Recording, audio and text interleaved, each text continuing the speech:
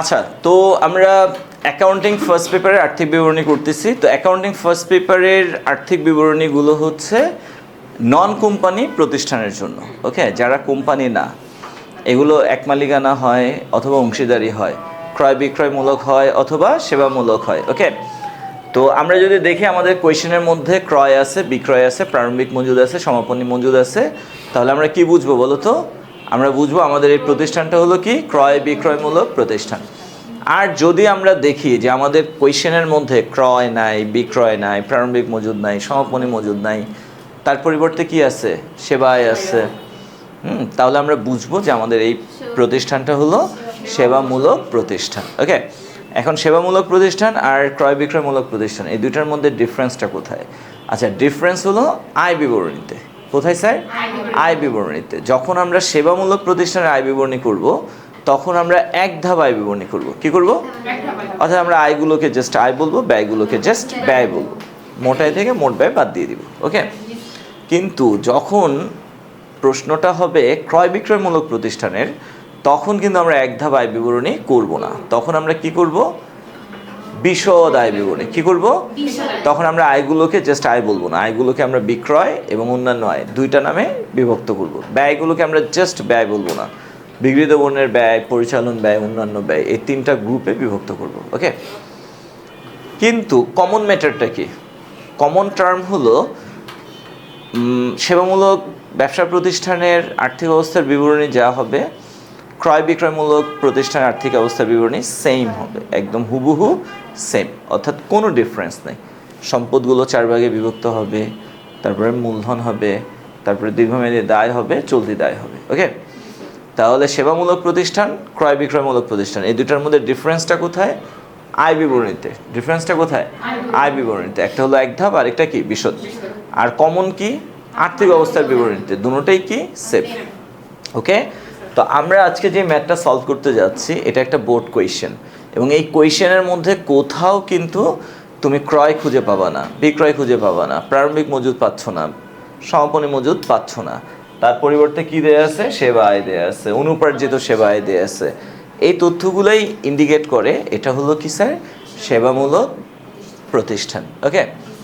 তো চলো আমরা এই ম্যাথটা তো সলভ করবো, বাট ম্যাথটা সলভ করার আগে আমরা কয়টা কাজ করব? তিনটা। এক, এই রেয়ামিলের তথ্যগুলো কে কোথায় যাবে আমরা অ্যানালাইসিস করব। 2, রেয়ামিলের ভিতরে কোনো লুকানো সমন্বয় আছে কি না আমরা সেটা খুঁজে বের করব। 3, এই যে সরাসরি সমন্বয় দেয়া আছে, এই সমন্বয়গুলো কে কোথায় যাবে, তাই না? আমরা সেটা অ্যানালাইসিস করব। তো চলো আমরা স্টার্ট করি। আচ্ছা, ফার্স্টে কি বলছে? নগদ তহবিল। আচ্ছা, নগদ তহবিল কোথায় যাবে? চলতি সম্পদে। আসবাবপত্র কোথায় যাবে? স্থায়ী সম্পদে। অফিস সাপ্লাইজ কোথায় যাবে? চলতি সম্পদে। প্রাপ্য হিসাব কোথায় যাবে?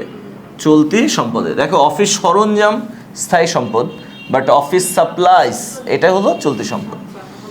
প্রদেয় হিসাব এটা কোথায় যাবে? চলতি দায়। অনাদায়ী পাওনা সঞ্চিতি কোথায় যাবে? পরিচালন ব্যয় মাইনাস হবে, রাইট? অনাদায়ী পাওনা সঞ্চিতিটা। মূলধন কোথায় যাবে? মালিকানা সত্ত্বে। পুঞ্জীভূত অবচয়টা কার বলো তো? আসবাবপত্রের। যার পুঞ্জীভূত অবচয় তার থেকে মাইনাস হবে। সো আমরা আসবাবপত্রের পাশে একটা স্টার দিলাম। এই যে পুঞ্জীভূত অবচয় আসবাবপত্রের 60,000, এটা আসবাবপত্র থেকে লেস হবে, মাইনাস হবে। সো আমরা আসবাবপত্রের পাশে একটা স্টার দিয়ে দিলাম। অনুপার্জিত সেবা আয় এটা হলো অগ্রিম আয়, সো চলতি দায় যাবে। অনুপার্জিত আয় মানে কি? অগ্রিম আয়, সো কোথায় যাবে? চলতি দায় যাবে। আচ্ছা, উত্তোলন এটা কি স্যার? মালিকানা সত্ত্বে যাবে। সেবা আয়টা কোথায় যাবে? আয়ে যাবে। না, এখানে আমরা অন্যান্য আয় বলবো না, জাস্ট আয়ে যাবে, হ্যাঁ। আচ্ছা, এই যে এখানে আমরা অনাদায়ী পাওনা সঞ্চিতিকে পরিচালন ব্যয় বলছি না, এটা পরিচালন ব্যয় বলবো না, এটাকে কি বলবো? জাস্ট ব্যয়, জাস্ট ব্যয়। তবে এটা কি যোগ আকারে যাবে না বিয়োগ আকারে যাবে? বিয়োগ আকারে যাবে। আমরা জানি রেয়ামিলের মধ্যে যে অনাদায়ী পাওনা থাকে এটা কি? পুরাতন অনাদায়ী পাওনা, তাই না? পরিচালন ব্যয় যায় যোগ আকারে। সমন্বয়ে যে অনাদায়ী পাওনা থাকে এটা কি? নতুন অনাদায়ী পাওনা, এটাও কোথায় যায়? পরিচালন ব্যয় যায় যোগ আকারে, তাই না? সমন্বয়ের মধ্যে যেই পাওনা সঞ্চিতি থাকে সেটা কি? নতুন অনাদায়ী পাওনা সঞ্চিতি, পরিচালন ব্যয় যায় কি আকারে? যোগ আকারে। আর রেয়ামিলের মধ্যে যে অনাদায়ী পাওনা সঞ্চিতি থাকে এটা কি? পুরাতন অনাদায়ী পাওনা সঞ্চিতি, এটাও পরিচালন ব্যয় যায়, বাট কি আকারে? বিয়োগ আকারে। কি আকারে? বিয়োগ আকারে, তাই না? তাহলে অনাদায়ী পাওনা সঞ্চিতি 5,000, এটা আমরা ব্যয় বসাবো কি আকারে? বিয়োগ আকারে, মাইনাস আকারে। ওকে, আচ্ছা বেতন এটা কোথায় যাবে? ব্যয় যাবে। ভাড়া খরচ ব্যয় যাবে। বিবিধ খরচ ব্যয় যাবে। ওকে, তাহলে কে কোথায় যাবে আমরা বুঝলাম। ইয়েস, এবার আমরা সার্চ করব। কি সার্চ করব বলো তো? লুকানো সমন্বয় আছে কিনা। লুকানো সমন্বয় পাওয়ার উপায় কয়টা? 4টা, বা লুকানো সমন্বয় খোঁজার উপায় হলো 4টা। সমন্বয় পার্সেন্টেজ আছে কিনা সার্চ করো। কারোর সাথে পার্সেন্টেজ আছে? নো। 2, মাস উল্লেখ আছে কিনা সার্চ করো। কারোর সাথে কোনো মাস উল্লেখ আছে? নো। 3, বছর উল্লেখ আছে কিনা? আছে? নো। 4, ভগ্নাংশ আছে কিনা? আছে? নো। তার মানে এখানে কোনো লুকানো সমন্বয় নাই। ওকে, এবার আমরা সরাসরি যে সমন্বয় আছে এই সমন্বয়গুলো কে কোথায় যাবে একটু মার্ক করি। ওকে, কি বলছে? ভাড়ার 1/4 বকেয়া রয়েছে। ভাড়ার 1/4 বকেয়া রয়েছে। ওকে, চতুর্থাংশ কি আছে? তার মানে ভাড়া মোট কয় ভাগ? 4 ভাগ। বকেয়া আছে কয় ভাগ? 1 ভাগ। তাহলে আমরা দিয়েছি কয় ভাগ? 3 ভাগ। তাহলে ভাড়া হলো 4 ভাগ, বকেয়া আছে 1 ভাগ, আমরা দিয়েছি 3 ভাগ। তাহলে এইখানে তুমি যে ভাড়া খরচ দেখতে পাও 60,000 টাকা, এটা কি তোমার মোট ভাড়া নাকি 3 ভাগ? 3 ভাগ। তাহলে 60,000কে আমরা ভাগ দিব কত দিয়ে? 3 দিয়ে। গুণ দিব 1 দিয়ে। তাহলে আমরা বকেয়া ভাড়াটা পেয়ে যাচ্ছি কত? 20,000 টাকা। এই যে বকেয়া ভাড়া 20,000, এটা কয় জায়গায় যাবে? 2 জায়গায় যাবে, তাই না? আচ্ছা, তাহলে বকেয়া ভাড়াটা 2 জায়গায় যাচ্ছে। এক হলো রেয়া মিলের ভাড়ার সাথে কি হবে? যোগ হবে। আমরা জানি বকেয়া খরচ রেয়া মিলের খরচের সাথে কি হয়? যোগ হয়। তাহলে বকেয়া ভাড়া রেয়া মিলের ভাড়ার সাথে যোগ হবে। আর কোথায় যাবে? চলতি দায়ে যাবে। কোথায় যাবে?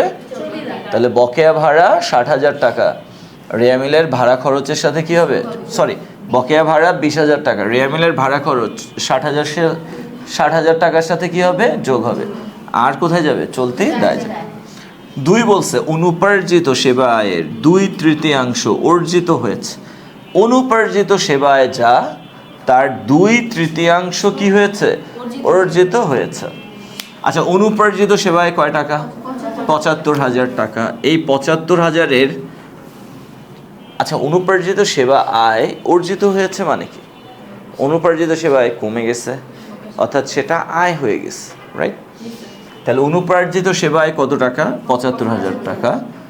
2/3, তার মানে এটাকে আমরা মোট কয় ভাগ করব? নো, 3 ভাগ। এর মধ্যে অর্জিত হয়েছে কয় ভাগ? 2 ভাগ। তার মানে কত? 50,000 টাকা। কত?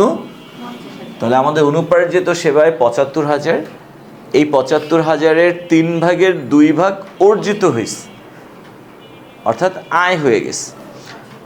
আচ্ছা, তাহলে অনুপার্জিত সেবায় অর্জিত হলে বা অনুপার্জিত সেবায় কমে গেলে বা অনুপার্জিত সেবায় আয় হয়ে গেলে আমরা কি করব? অনুপার্জিত সেবায় থেকে মাইনাস করে দিব। তাহলে এই 50,000 টাকা অনুপার্জিত সেবায় থেকে লেস হবে। ওকে, আর সেবায়টা বেড়ে যাবে। সো আমরা সেবায়ের সাথে প্লাস করে দিব। সেবায় একটা স্টার। তার মানে এই 50,000 টাকা কি হবে? 75,000 টাকা থেকে মাইনাস হবে, আর সেবায় 3,55,000 টাকার সাথে প্লাস হবে।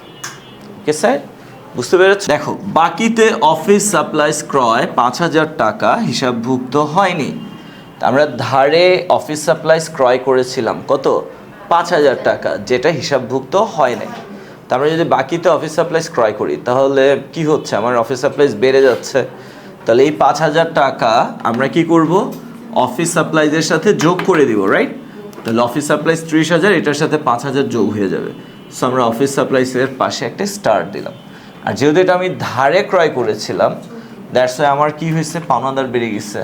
সো আমরা চাইলে এটাকে কি করতে পারি? প্রদেয় হিসাবের সাথে যোগ করে দিতে পারি। তাহলে ধারে অফিস সাপ্লাইজ ক্রয়, এটা অফিস সাপ্লাইজের সাথে যোগ হবে এবং প্রদেয় হিসাবের সাথে যোগ হবে। অফিস সাপ্লাইজ বেড়ে গেছে তাই অফিস সাপ্লাইজের সাথে যোগ, পাওনাদার বেড়ে গেছে তাই প্রদেয় হিসাবের সাথে যোগ। এরপরে কি বললো দেখো, সাপ্লাইজ মজুদ আছে কত? 10,000 টাকা। তুমি একটা জিনিস খেয়াল করছো স্যার? অফিস সাপ্লাইজ রেয়া মিলে কত? 30,000, এটার সাথে আরও 5,000 যোগ হবে, তাহলে কত? 35,000। তাহলে রেয়া মিল বলতেছে যে আমাদের মোট অফিস সাপ্লাইজ কত? 35,000। এটা রেয়া মিল বলতেছে, কিন্তু সমন্বয় বলতেছে অফিস সাপ্লাইজ কত?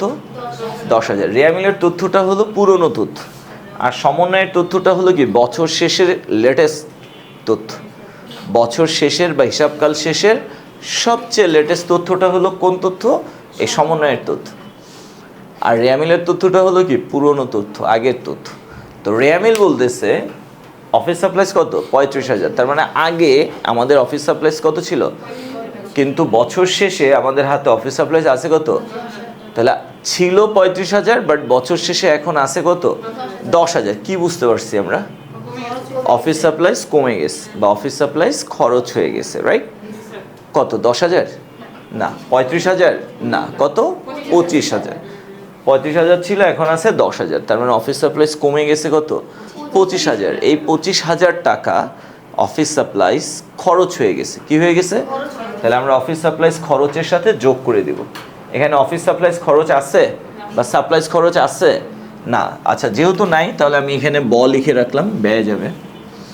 আর কি হবে বলো তো? এই যে অফিস সাপ্লাইজ কমে গেছে, সো অফিস সাপ্লাইজ থেকে মাইনাস হবে। আমি অফিস সাপ্লাইজের পাশে একটা স্টার দিয়ে দিলাম। বুঝছি নাকি বুঝি নাই? তাহলে সাপ্লাইজের সাথে 5,000 যোগ হবে আর 25,000 কি হবে? বিয়োগ হবে। Okay sir? আচ্ছা, এরপর কি বললো? আসবাবপত্রের ওপর 10% অবচয় ধার্য করতে হবে। আচ্ছা, আমরা আসবাবপত্রের উপর অবচয় ধরবো। আসবাবপত্রের অবচয় কোথায় যাবে? ব্যয় যাবে। কোথায় যাবে? ব্যয় যাবে। আর কি হবে? আসবাবপত্র থেকে বাদ যাবে। আসবাবপত্র একটা স্টার ছিল, আরও একটা স্টার হলো। ওকে, এরপরে কি বলছে? প্রাপ্য হিসাবের 6,000 টাকা আদায়যোগ্য নয়। আচ্ছা, প্রাপ্য হিসাবের 6,000 টাকা আদায়যোগ্য নয়, তার মানে এটা কি নতুন অনাদায়ী পাওনা? যেহেতু সমন্বয়, সো এটা কি নতুন অনাদায়ী পাওনা। এই নতুন অনাদায়ী পাওনা কোথায় যাবে? ব্যয় যাবে। আর কি হবে? প্রাপ্য হিসাব থেকে বাদ যাবে। অবশিষ্ট প্রাপ্য হিসাবের উপর 5% অনাদায়ী পাওনা সঞ্চিতি রাখতে হবে। এই যে নতুন অনাদায়ী পাওনা সঞ্চিতি, এটাও কোথায় যাবে? ব্যয় যাবে। আর কি হবে? প্রাপ্য হিসাব থেকে বাদ যাবে। ওকে, আচ্ছা, তাহলে আমরা বুঝতে পারলাম। তো এখন কিন্তু আমরা রেডি ম্যাথটা সলভ করার জন্য। তো আমি আরেকবার রিভিউ করি। ওকে, তো দেখো স্যার, নগদ তহবিল এটা কোথায় যাবে? চলতি সম্পদে। আসবাবপত্র স্থায়ী সম্পদে। অফিস সাপ্লাইজ চলতি সম্পদে। প্রাপ্য হিসাব চলতি সম্পদে। প্রদেয় হিসাব চলতি দায়ে। অনাদায়ী পাওনা সঞ্চিতি এটা ব্যয় থেকে বাদ যাবে। মূলধন মালিকানা সত্ত্বে যাবে। পুঞ্জীভূত অবচয়টা কার? আসবাবপত্রের, সো আসবাবপত্র থেকে বাদ যাবে। এর জন্য আমি আসবাবপত্রের পাশে একটা স্টার দিয়েছি, এটা বুঝার জন্য। হ্যাঁ, এই যে দেখো আসবাবপত্রের সাথে কয়টা স্টার? তার মানে আসবাবপত্রের সাথে কয়টা সমন্বয়? তার মানে আমি যখন আসবাবপত্র বসাবো তখন আমি কয়টা সমন্বয় যোগ বিয়োগ করব? 2টা। আবার অফিস সাপ্লাইজের সাথে কয়টা সমন্বয়? তার মানে অফিস সাপ্লাইজের সাথে যোগ বা বিয়োগ হবে কয়টা আইটেম? 2টা। এই যে প্রদেয় হিসাবের সাথে কয়টা স্টার? তার মানে প্রদেয় হিসাব বসানোর সময় কয়টা জিনিস যোগ বা বিয়োগ হবে? একটা, তাই না? দেখো, যাদের সাথে স্টার আছে বুঝতে হবে তাদের সাথে কোনো কিছু যোগ বা বিয়োগ আছে, যোগ বা বিয়োগ হবে। তাদেরকে বসানোর সময় আমরা ডিরেক্ট বসাবো না, যোগ বা বিয়োগ করে বসাবো। এখন এখানে একটা স্টার মানে কি? একটা সমন্বয়। এখানে একটা সমন্বয়, এখানে একটা সমন্বয়, এখানে একটা সমন্বয়, এখানে 2টা সমন্বয়, এখানে 2টা সমন্বয়, এখানে 2টা সমন্বয়। ওকে, বুঝতে পারলাম না? ওকে, তো মানে এইগুলো হচ্ছে গিয়ে যাতে আমরা মিস করে না ফেলি। হ্যাঁ, কোনো কারণে যদি একটা সমন্বয় বাদ পড়ে যায় তোমার ম্যাথ কিন্তু আর মিলবে না। ওকে, আচ্ছা, তো অনুপ্রার্জিত সেবায় এটা কোথায় যাবে? চলতি দায়, বিকজ এটা হচ্ছে কি অগ্রিম আয়। উত্তোলন মালিকানা সত্ত্ব হ্রাস। ওকে, সেবায় এটা আয়ে যাবে। বেতন খরচ ব্যয়ে যাবে। ভাড়া খরচ ব্যয়ে যাবে। বিবিধ খরচ ব্যয়ে যাবে, তাই না? আচ্ছা, ভাড়া 1/4। আচ্ছা, আমরা দেখলাম যে এখানে কোনো লুকানো সমন্বয় নাই। ভাড়া 1/4 বকেয়া রয়েছে। তো ভাড়া বকেয়া আছে, ব্যয় বকেয়া থাকলে কি হয়? রেয়ামিলের ব্যয়ের সাথে যোগ হয়। সো রেয়ামিলের ভাড়ার সাথে যোগ হবে বকেয়া ভাড়াটা, আমি স্টার দিলাম। আর চলতি দায়ে চলে যাবে, সো আমি এখানে চ-দ লিখে দিলাম। আচ্ছা, অনুপ্রার্জিত সেবায়ের 2/3 অর্জিত হয়েছে।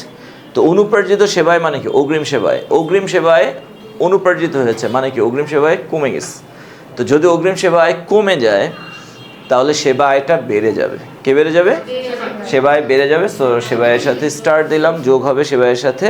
আর অনুপার্জিত সেবায় কমে যাবে, সো অনুপার্জিত সেবায় থেকে বিয়োগ হবে। অনুপার্জিত সেবায় আমরা একটা স্টার দিলাম। আচ্ছা, এরপরে কি বললো, বাকিতে অফিস সাপ্লাইজ ক্রয় 5,000 টাকা হিসাবভুক্ত হয় নাই। আমরা অফিস সাপ্লাইজ কিনেছি ধারে, বাট হিসাবভুক্ত করি নাই, তাহলে কি হবে, অফিস সাপ্লাইজের সাথে যোগ হবে। সো আমরা অফিস সাপ্লাইজে একটা স্টার দিলাম, ওকে। আর পাওনাদার বেড়ে যাবে, সো আমরা প্রতি হিসাবে একটা স্টার দিলাম। এরপরে কি, সাপ্লাইজ মজুদ আছে 10,000 টাকা। আমরা দেখতেছি রেয়া মিল অনুযায়ী সাপ্লাইজ থাকার কথা কত, 35, বাট বছর শেষে আছে কত, 10, তার মানে সাপ্লাইজ কমে গেছে কত, 25,000। এই যে সাপ্লাইজ 25,000 কমে গেল, এটা ব্যয় হয়ে গেছে। কি হয়ে গেছে, সো তার মানে ব্যবহৃত সাপ্লাইজ, এটা ব্যয় যাবে। আর কি হবে, সাপ্লাইজ থেকে বাদ যাবে। সো আমরা অফিস সাপ্লাইজের পাশে আরও একটা স্টার দিলাম। এরপরে কি বললো, আসবাবপত্রের উপর 10% অবচয় ধরতে হবে, এটা ব্যয় যাবে আর আসবাবপত্র থেকে বাদ যাবে। আমরা আসবাবপত্রের পাশে একটা স্টার দিলাম। এরপরে কি বললো, প্রাপ্য হিসাবের 6,000 টাকা আদায়যোগ্য নয়, এটা হলো নতুন অনাদায়ী পাওনা, ব্যয় যাবে আর প্রাপ্য হিসাব থেকে বাদ যাবে, প্রাপ্য হিসাবে একটা স্টার। এবং অবশিষ্ট প্রাপ্য হিসাবের উপর 5% অনাদায়ী পাওনা সঞ্চিতি ধরতে হবে, এটা হলো নতুন অনাদায়ী পাওনা সঞ্চিতি, এটাও কোথায় যাবে, ব্যয় যাবে, প্রাপ্য হিসাব থেকে বাদ যাবে। সো আমরা প্রাপ্য হিসাবে আরও একটা স্টার দিলাম। ওকে স্যার, বুঝতে পারলাম? ওকে, এবার আসো আমরা এই ম্যাথটা সলভ করবো। আমরা এট ফার্স্ট কী করবো, আয় বিবরণী, অ্যান্ড দেন আমরা কী করবো, আর্থিক অবস্থার বিবরণী। তো ফার্স্টে আয় বিবরণী করবো। বলো তো আয় বিবরণীটা কোন ধরনের আয় বিবরণী হবে, এক ধাপ আয় বিবরণী। কোন ধরনের, এক ধাপ আয় বিবরণী। তো চলো আমরা সলভ করি। আচ্ছা, এটার নাম কি বলো তো, জাহান ট্রেডার্স।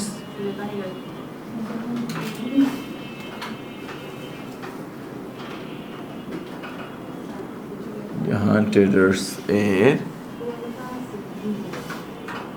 এটা কি বিশদ আয় বিবরণী হবে না জাস্ট আয় বিবরণী, আয় বিবরণী। আচ্ছা, আমরা ব্র্যাকেটে কি লিখতে পারি, এক ধাপ, তাই না? 31 ডিসেম্বর, ওকে, 31 ডিসেম্বর 2022 ইং সমাপ্ত বছরের জন্য। ওকে, না করো,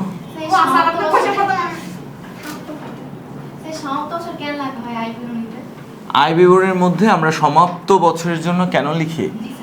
আচ্ছা, হ্যাঁ, এটা একটা ভালো কোয়েশ্চেন। আয় বিবরণীতে আমরা সমাপ্ত বছরের জন্য লিখি, কিন্তু দেখো বিশদ আর্থিক অবস্থার বিবরণীতে আমরা কিন্তু সমাপ্ত বছরের জন্য লিখি না।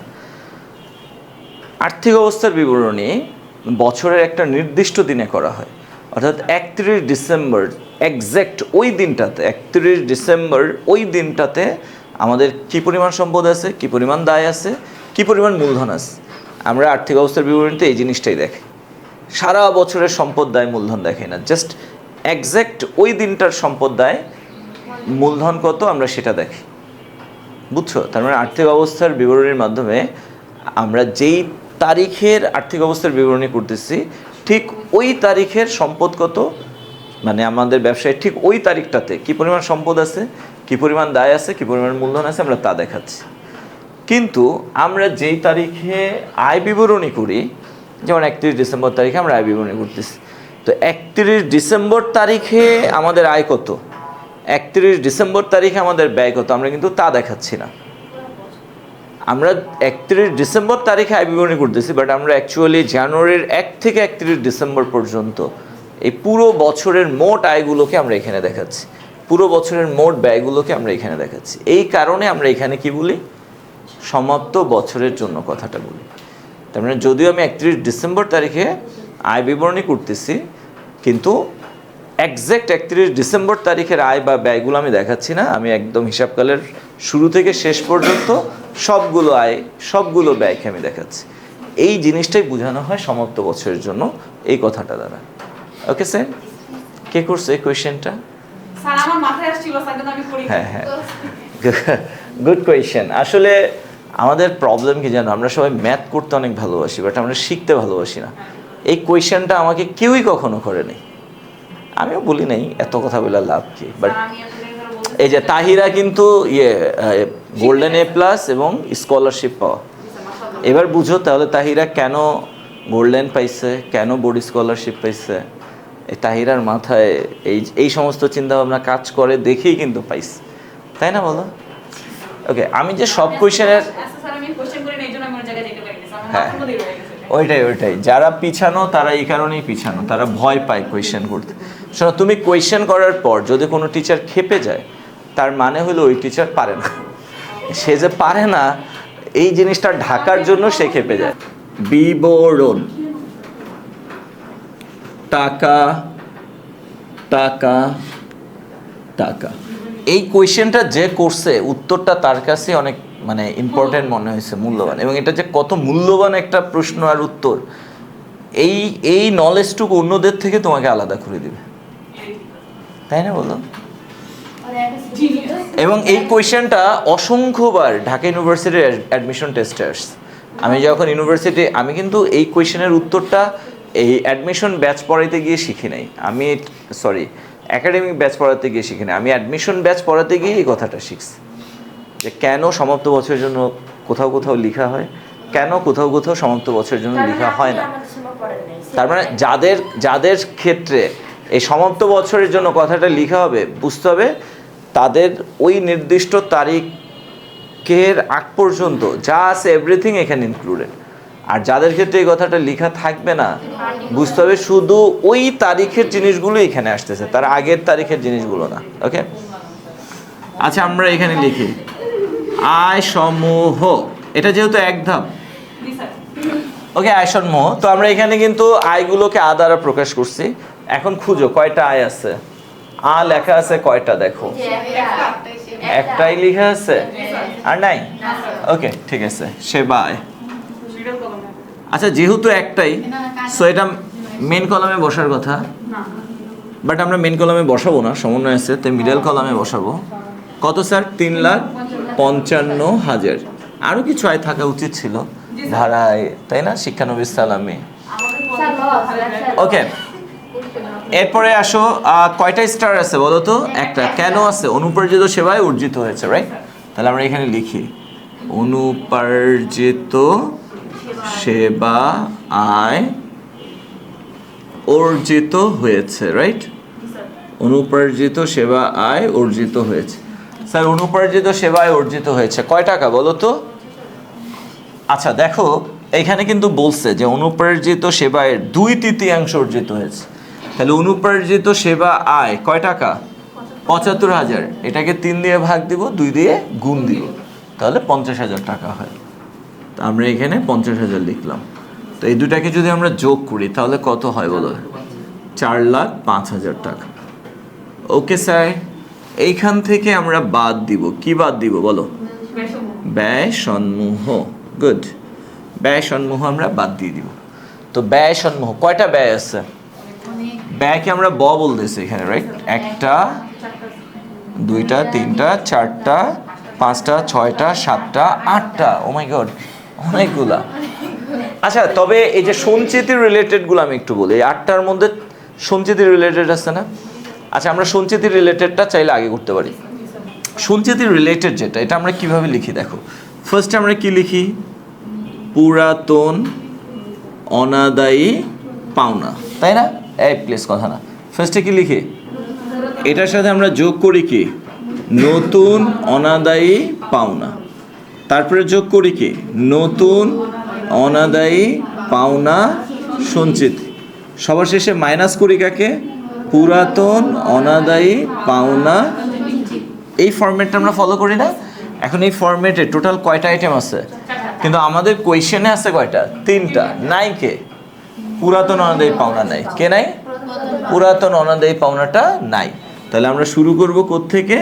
এই নতুন অনাদায়ী পাওনা থেকে আমরা স্টার্ট করব। তার মানে যদিও 4টা আসার কথা, বাট আসবে কয়টা? যে নাই ও বাদ। তাহলে আমরা স্টার্ট করতেছি কাকে দিয়ে বলো? নতুন অনাদায়ী পাওনা, রাইট? নতুন অনাদায়ী পাওনা দিয়ে আমরা স্টার্ট করতেছি। তো নতুন অনাদায়ী পাওনা কত? যে আদায়যোগ্য নয়, কত? 6,000। আচ্ছা এটাকে আমরা ফার্স্ট কলামে বসালাম 6,000।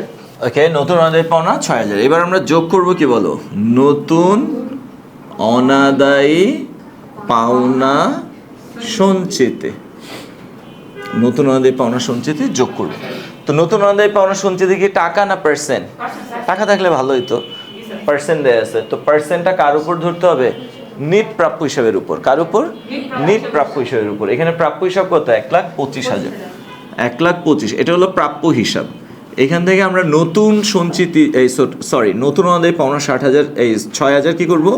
মাইনাস করব, করে যেটা পাই সেটার উপর 5% ধরবো। ডিরেক্ট ধরা যাবে না, নিটের উপরে ধরতে হবে, অর্থাৎ প্রাপ্য হিসাব থেকে নতুন আমাদের পাওনা বাদ দিয়ে দেন ধরতে হবে। কত হয়? 5,950। ওকে, এই দুটাকে যোগ করলে হয় 11,950। এইখান থেকে আমরা লেস করে দিব পুরাতন অনাদায়ী পাওনা সঞ্চিতে। কয় টাকা স্যার? পুরাতন অনাদায়ী পাওনা সঞ্চিত মানে রেয়া মিলে যেটা আছে কত? 5,000। এই 5,000 আমরা লেস করে দিব, তাহলে কত হয়? 6,950। Okay sir? এই যে যারা ভয় পাও অনাদায়ী পাওনা বা অনাদায়ী পাওনা সঞ্চিত, তারা অযথাই কিন্তু ভয় পাও, অনেক ইজি, রাইট? ওকে, তাহলে এটা গেল, তাই না? এটা গেছে, এরপরে এটা গেল, এটা গেল, রাইট? এই তিনটা বাদে এখন বাকিগুলো আমরা বসানো শুরু করি। বেতন। আচ্ছা বলো স্যার, বেতনে কি কোনো স্টার আছে? নো। কয় টাকা? 1,20,000। এটা ডিরেক্ট মিডল কলামে নিয়ে বসাবো। এরপরে কি আসবে? ভাড়া। ভাড়ার সাথে কি স্টার আছে? তাহলে হ্যাঁ, যেহেতু আছে, সো ভাড়া খরচটাকে আমরা ডিরেক্ট বসাবো না, ফার্স্ট কলামে বসাবো, রাইট? ভাড়া খরচ কত? 60,000। আচ্ছা, ভাড়া খরচের সাথে স্টার আছে কেন? বিকজ ভাড়ার 1/4 বকেয়া আছে। তাহলে আমরা যে ভাড়া লিখলাম 60,000, এটা হলো 4/3 ভাগ, তাই না? যেহেতু 4/1 বকেয়া আছে, আমরা কয় ভাগ দিয়েছি? 3 ভাগ। 3 ভাগ মানে কত? 60,000। তাহলে আমরা 60,000কে ভাগ দিব কত দিয়ে? 3 দিয়ে। আর 1 ভাগ বকেয়া আছে, গুণ দিব 1 দিয়ে, তাহলে কত হয়? 20,000। তাহলে আমাদের মোট ভাড়া বেরোলো 80,000 টাকা। Okay sir? এরপরে আচ্ছা, বিবিধ খরচ, কোন স্টার আছে? নো। তাহলে আমরা লিখে ফেলি বিবিধ খরচ। কয় টাকা স্যার? বিবিধ খরচ 40,000 টাকা। লিখে ফেললাম। আচ্ছা, এরপরে এখানে কি বলছে? এই যে এখানে আমি লিখে রাখছি, বিকজ এখানে সমন্বয় থেকে আমরা বুঝতেছি, যেমন আমাদের সাপ্লাইজ থাকার কথা কত? 30 আর 5 35,000, বাট বছর শেষে আছে কত? 10,000। তার মানে সাপ্লাইজ ব্যবহার হয়ে গেছে কত? 25,000। এই যে ব্যবহৃত সাপ্লাইজ 25,000, এটা হচ্ছে ব্যয়। সো আমরা এখানে লিখব ব্যবহৃত সাপ্লাইজ। ওকে, ব্যবহৃত সাপ্লাইজ কয় টাকা স্যার? এই যে ব্যবহৃত সাপ্লাইজ, আমি চাইলে এটা দেখাই দিতে পারি 35,000 থেকে। দেখাইতে হবে। তুমি না দেখালে সমস্যা নেই, বাট আমি না দেখাইলে সমস্যা আছে। তুমি কই থেকে শিখবে আমি না দেখাইলে? তোমাদের জন্য এটা বাধ্যতামূলক না। ভাগ তো কাটবে না। ওকে, না কাটবে না। 35,000 থেকে বাদ দিলে কত? 25,000। Okay sir? জি স্যার। আচ্ছা, এরপরে ব্যয় আছে কোথায়? এই যে অবচয় ধরতে হবে, রাইট? আচ্ছা, কার অবচয়? আসবাবপত্রের অবচয়। আমরা এখানে লিখি আসবাবপত্রের অবচয়। ওকে, তো স্যার আসবাবপত্রের অবচয়, দেখো আসবাবপত্র কয় টাকা? 3 লাখ টাকা। এটার উপরে আমরা কয় পার্সেন্ট অবচয় ধরবো? 10%। ওকে স্যার, শোনো, তোমরা না কেউ একটু কনফিউজড হয়ে যাও, যে আমি কনফিউশনের জায়গাটা বলি। আসবাবপত্র কয় টাকা বলো তো? আসবাবপত্র হলো 3 লাখ। আমাদের এই কোয়েশ্চেনের মধ্যে পুঞ্জীভূত অবচয় আসবাবপত্র দেয়া আছে কত? 60,000। তো অনেকে যেটা মনে করো যে আমি আসবাবপত্র থেকে এই পুঞ্জীভূত অবচয় 60,000 কি করব? মাইনাস করব, করে দেন যে টাকাটা হয় ওইটার উপরে আমি 10% ধরব। এটা অনেকে এটা ভাবো। ওকে, আবার অনেকে কি করো যে না, আমি ওই বিয়োগ টিয়োগে যাব না, যা আছে 3 লাখ তার উপরে ডিরেক্ট 10% ধরে দিব।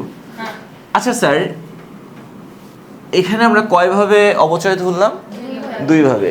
এই যে মেথড, যে আমি আসবাবপত্র থেকে পুঞ্জীভূত অবচয় বাদ দিয়ে দেন অবচয় কাউন্ট করতেছি, এই মেথডটাকে বলা হয়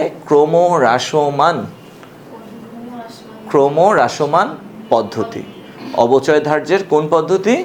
ক্রমহ্রাসমান অথবা দ্বিগুণ ক্রমহ্রাসমান পদ্ধতি, declining or double declining method. Okay, আর এই যে সরাসরি আসবাবপত্রের মূল্যের উপরে যে তুমি ধরতেছো অবচয়, এটাকে বলা হয় সরল রৈখিক পদ্ধতি। কি বলা হয়? সরল রৈখিক পদ্ধতি বা স্ট্রেট লাইন মেথড। ওকে, এখন যদি কোয়েশ্চেনের মধ্যে তুমি কোনটা করবা, which one is right and which one is wrong, এই দুটার মধ্যে তুমি কোনটা ফলো করবা। যদি কোয়েশ্চেনে বলে ক্রমহ্রাসমান পদ্ধতিতে 10% অবচয় ধরতে হবে, কি বলে? ক্রমহ্রাসমান পদ্ধতিতে 10% অবচয় ধরতে হবে, তখন তুমি এই মেথডটাকে ফলো করবা। বাট আমাদের কোয়েশ্চেনের মধ্যে কি বলছে যে কোন মেথডে তুমি অবচয় ধরবা? নো, জাস্ট বলছে 10% অবচয় ধরো।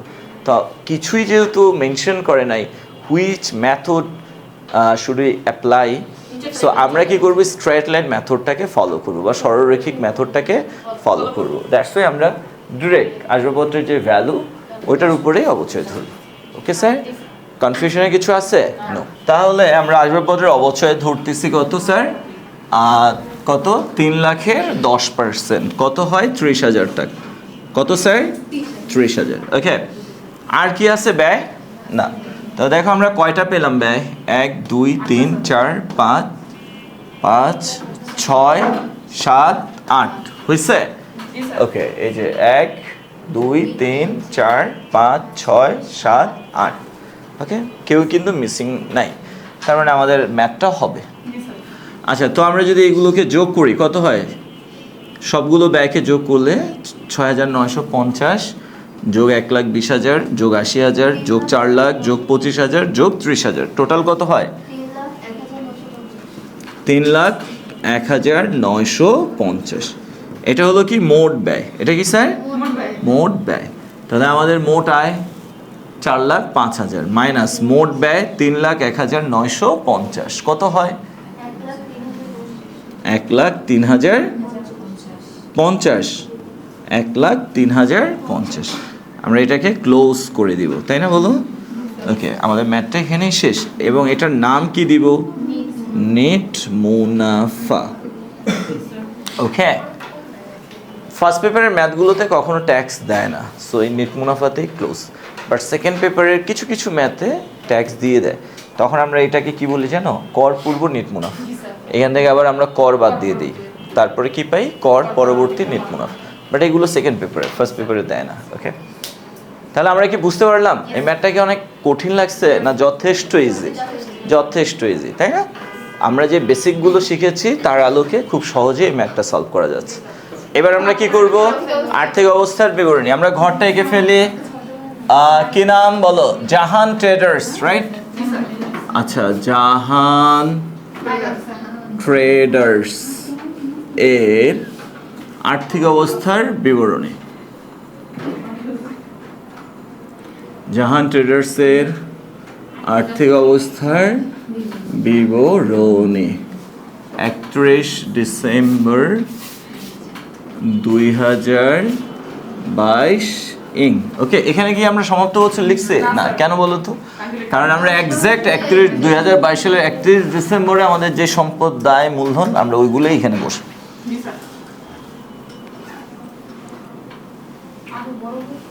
আচ্ছা, ঘরটা বড় করতেছি না বিকজ এই সাইডে আবার কাজে দিবে লাগবে। আচ্ছা, যেহেতু এটা আর্থিক অবস্থার বিবরণী, এটার কয়টা পার্ট আছে? দুইটা। একটা কি সম্পদের পার্ট, আরেকটা কি দায়ের পার্ট। ওকে, তাহলে আমরা এখানে লিখি সম্পদ সমূহ। আমরা ফার্স্টে সম্পদের পার্টটা কভার করব। সম্পদ সমূহ, সম্পদগুলোকে আবার আমরা কয় ভাগে দেখাবো? 4 ভাগে। স্থায়ী সম্পদ, বিনিয়োগ, চলতি সম্পদ, অলিক সম্পদ। ওকে, তো এক হলো স্থায়ী সম্পদ। স্থায়ী সম্পদ। আচ্ছা, স্থায়ী সম্পদ আমাদের কয়টা আছে বলো? একটাই আছে, তাই না? তাহলে আমরা এখানে লিখব আসবাবপত্র। আচ্ছা, আসবাবপত্র কয় টাকা? 3 লাখ টাকা। তো এটা মেন কলামে বসার কথা, বাট আমরা কি মেন কলামে বসাবো না? কোথায় বসাবো? মিডল কলামে। কেন?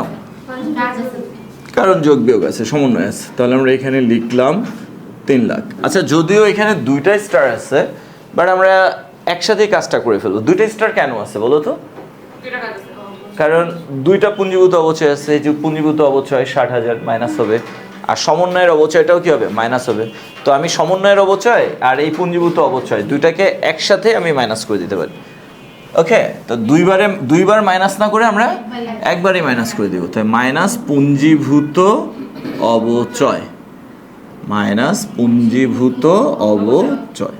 এখন পুঞ্জীভূত অবচয় কত হবে দেখো, রেয়া মিলে কত আছে 60,000 টাকা প্লাস 30,000 টাকা, নতুন কত 30,000, তাহলে টোটাল কত 90,000। আমি দুইবার না করে একবারই করে দিছি, কেউ যদি দুইবার মাইনাস করো দুইবারে করা যাবে।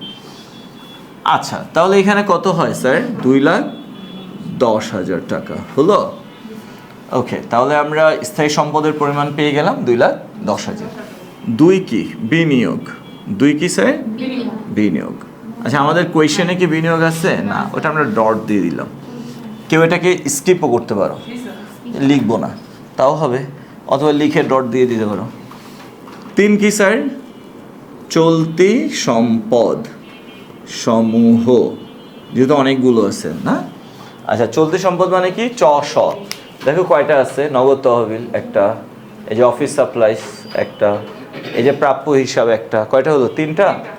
এরপরে খুঁজো, আর নাই, তাহলে আমরা খুঁজে কয়টা পেলাম, তিনটা পেলাম। তো চলো লিখে ফেলি। প্রত্যেকটা টাকা কোথায় বসবে, মিডল কলামে, আর যোগ বিয়োগ থাকলে ফার্স্ট কলামে, তাই না? আচ্ছা, নগদ তহবিল বলো, কোন স্টার আছে? না, তাহলে এটা মিডল কলামে বসবে, কত 2,50,000। Okay fine. তারপরে কি, অফিস সাপ্লাইস। আচ্ছা বলো, স্টার আছে? অফিস সাপ্লাইস স্টার আছে না, বলো। আচ্ছা, স্টার আছে, সো আমরা ফার্স্ট কলামে বসাবো। কত বসাবো, 30,000। আচ্ছা বলো তো, অফিস সাপ্লাইজের সাথে কয়টা স্টার আছে? দুইটা। একটা কি, অলিখিত অফিস সাপ্লাইস যোগ হবে, আরেকটা কি, ব্যবহৃত অফিস সাপ্লাইস বাদ যাবে, রাইট? আচ্ছা, তাহলে যোগ অলিখিত অফিস সাপ্লাইস। আচ্ছা, কত, 5,000। এটা যোগ হচ্ছে 35,000। এখান থেকে মাইনাস হবে কি, ব্যবহৃত অফিস সাপ্লাইস। আচ্ছা, ব্যবহৃত অফিস সাপ্লাইস কয় টাকা, 25,000 টাকা, তাই না? এটা মাইনাস হবে, তাহলে এখানে কত থাকে, 10,000 টাকা অফিস সাপ্লাইস। ওকে, এরপরে বলো তো, চলতি সম্পদে কে আসবে, প্রাপ্য হিসাব, রাইট? কে আসবে, প্রাপ্য হিসাব। আমরা এখানে লিখি প্রাপ্য হিসাব। বল, স্টার আছে না নাই? ইয়েস, স্টার আছে, দুইটা আছে। তাহলে আমরা ইনার কলামে লিখলাম 1,25,000। ফার্স্ট স্টারটা কেন ছিল, ওই যে নতুন অনাদায়ী পাওনা, সো আমরা এখানে মাইনাস করে দিব নতুন অনাদায়ী পাওনা। কয় টাকা, 6,000 টাকা। কত থাকে, 1,19,000। এখান থেকে আবার মাইনাস করে দিব নতুন অনাদায়ী পাওনা সঞ্চিতি। নতুন অনাদায়ী পাওনা সঞ্চিতি কত ছিল যেন, 5,950 টাকা। মাইনাস করে দিব, তাহলে কত হয়, 1,19,000 থেকে 5,950 মাইনাস 1,00,000। আচ্ছা, 1,13,050 হলো। Okay fine. এখন আমরা কি করব বলো। আচ্ছা, তাহলে আমাদের মোট চলতি সম্পদ হলো 1,13,050। ও নো, এটা মোট চলতি সম্পদ না, এটা হলো প্রাপ্য হিসাব। এই তিনটাকে যোগ করলে মোট চলতি সম্পদ পাবো কত বলো, 2,50,000 যোগ 10,000 যোগ 1,13,050 কত হয়,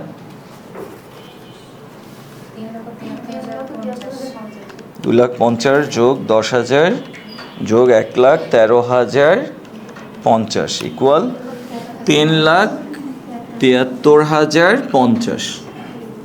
ওকে, এই যে আমরা 3,73,050 পেলাম, এটা কি জিনিস, মোট চলতি সম্পদ। আচ্ছা, আমাদের কি অলিক সম্পদ আছে বলো, না অলিক সম্পদ নাই। আমরা এখানে তাও ধরো যদি চাই চার্ট দিয়ে লিখতে পারি অলিক সম্পদ, ধরো আমরা লিখলাম, লিখে এখানে একটা ডট দিয়ে দিলাম। ওকে, আচ্ছা এখন আমরা যোগফলটা নামাবো এখানে। তো 3,73,050 এটার সাথে যোগ করব 2,10,000, 5,00,000 ৮৩,০৫০, তাই না? এখানে ক্লোজ। এটার নাম কি? মোট সম্পদ। ওকে, আমরা মোট সম্পদ পেয়ে গেলাম কত? ৫,৮৩,০৫০। ওকে, তাহলে আমাদের আর্থিক অবস্থার বিবরণীর প্রথম ধাপটা শেষ। এবার দ্বিতীয় পার্টটা চলো আমি কমপ্লিট করি। দ্বিতীয় পার্টে আমরা কি করব স্যার? দায় ও মালিকানা সত্ত্ব দেখাবো, তাই না? মানে এটা আমরা পরের পেজে গেলাম আর কি। ওকে,